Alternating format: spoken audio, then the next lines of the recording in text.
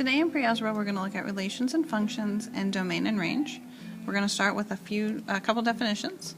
We have a relation, which is a correspondence between a first set of values called your domain and a second set of values called your range. And a function is a relation where each input has exactly one output. We're going to create a foldable to help us learn about these and identify whether a relation is a function or not a function. And so with our foldable, we're going to start by looking at graphs. And so for the graphs, we're going to use the vertical line test. If a vertical line passes through the graph more than once, it is not a function. A graph is always a relation, and we are going to look at the domain and range for each. So an example of a graph that is a function,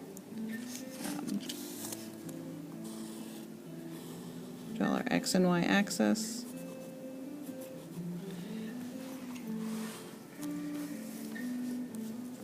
And so we looked at linear functions earlier in the year, and so those have a line as a function. Let's see, so let's just do kind of a fun squiggle.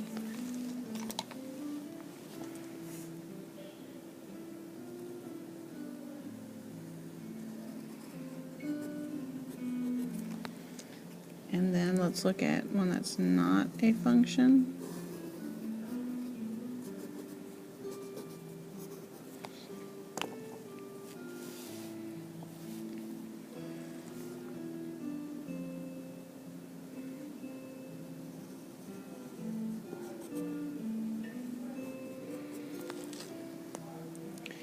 And so when we're working with these, we are going to get a ruler, the edge of your notebook, a piece of paper, to use the vertical line test. Now a vertical line test is straight up and down.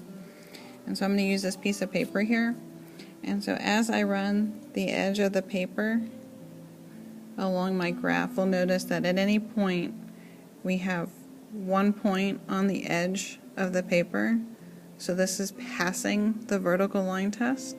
The vertical line test says if a vertical line passes through the graph more than once, it is not a function. So here, since we're only passing through the graph at 1 point, it is a function. And if we compare that to our not a function, we can see at this point we have an edge, we're touching, our vertical line is touching our graph at 1 and 2 points. So this is not a function. Alright, so now we're going to look at ordered pairs. So if the x values of the ordered pairs are repeated, it is not a function. If there is an x value and a y value in each ordered pair, it is a relation. So as long as you have an x and y that match up, then you have a relation. But if your relation has all unique x values, then it is a function. So an example of a function would be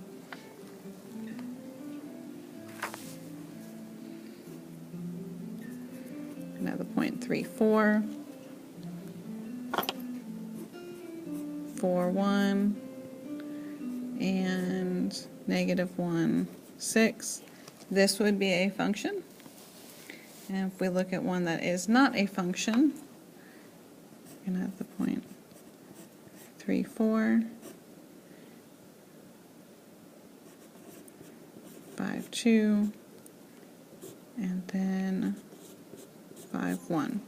Since the 5s repeat, this is not a function, whereas with our function we have 3, 4, and -1, so our x values are all unique, so that is a function. We're going to take this one a step further and identify the domain and range.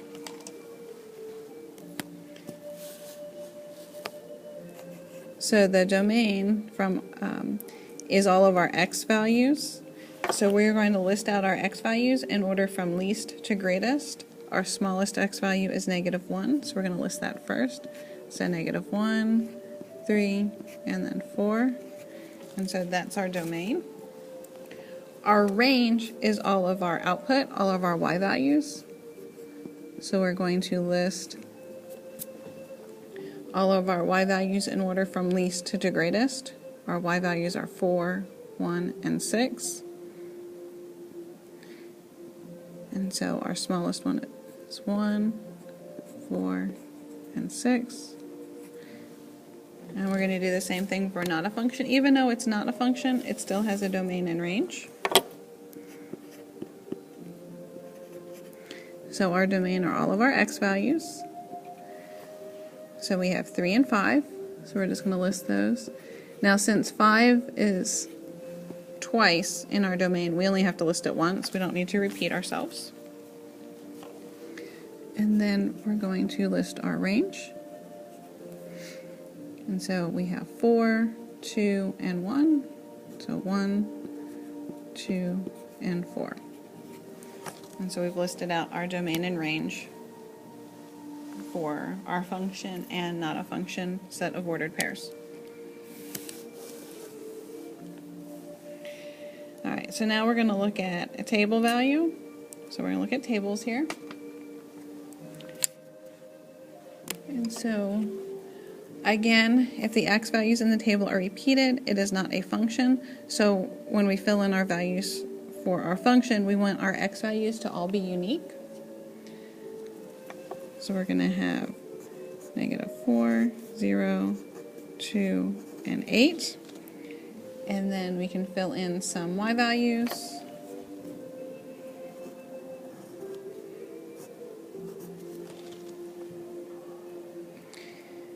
Alright, and then for not a function, this one we're going to have x values that repeat.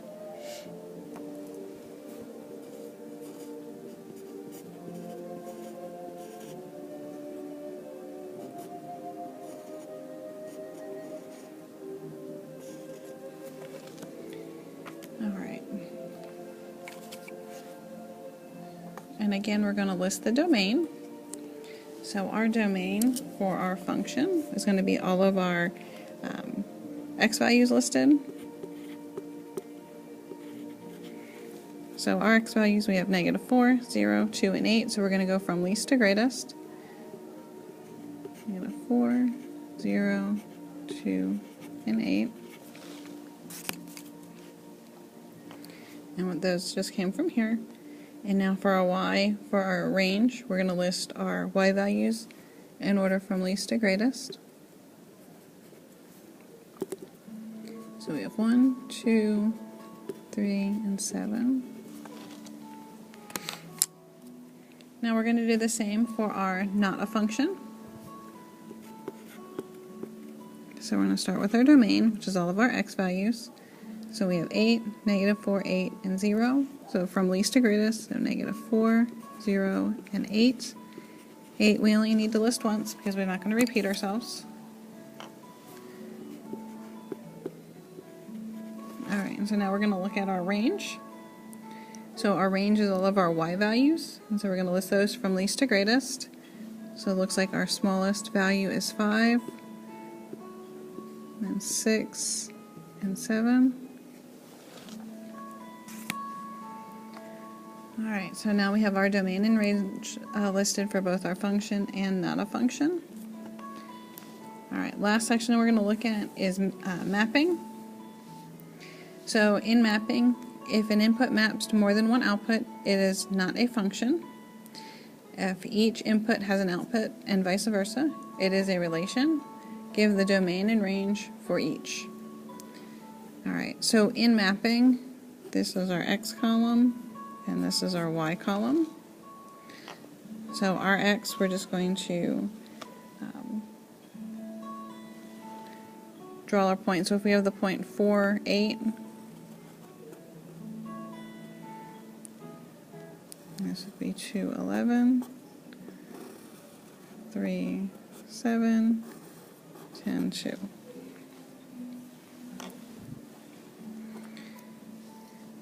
And then for not a function, this is where one of our values maps to two different.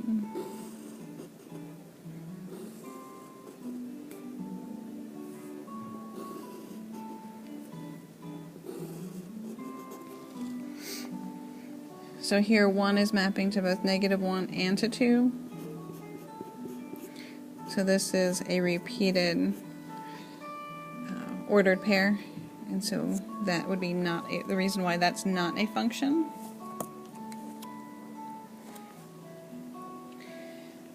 Alright, so we want to write the domain for our function. So let's slide this over here. So our domain is all of our x values. So we have, in order from least to greatest, we have -2, 3, 4, and 10.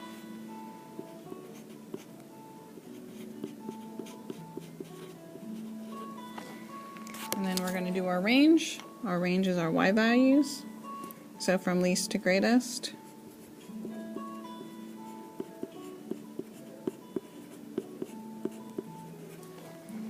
And we'll wrap up with our not a function. So our domain is going to be these values here. So 1, 3, 4, and 9. And then our range, we have -5, -1, 2, and 3. And that concludes the note portion. So now what you're going to do to do this foldable, you're going to cut out the square. So you're going to cut out along the perimeter here, and then we're going to fold in the corners. So once you cut it out, it's going to look like this. And so once you have it cut out, then you're going to fold in the tab for the graphing and write graph. And then for the ordered pairs, we're going to fold it in and label that tab ordered pairs. For the mapping, we're going to label that mapping. And for the table, we're going to label that table. And then you glue the back into your notes. I added the line since we can't see everything when it's all folded up. I put vertical line test by graph to remind myself that in the graphing sections when we use the vertical line test. I also added the definition for domain, which is all possible x values, input, and independent variable are other ways that we've communicated our domain or the x values. And then at the bottom of the page I put the definition for range, which is all possible y values, which we've also called output and dependent variables. If you have any questions, let me know.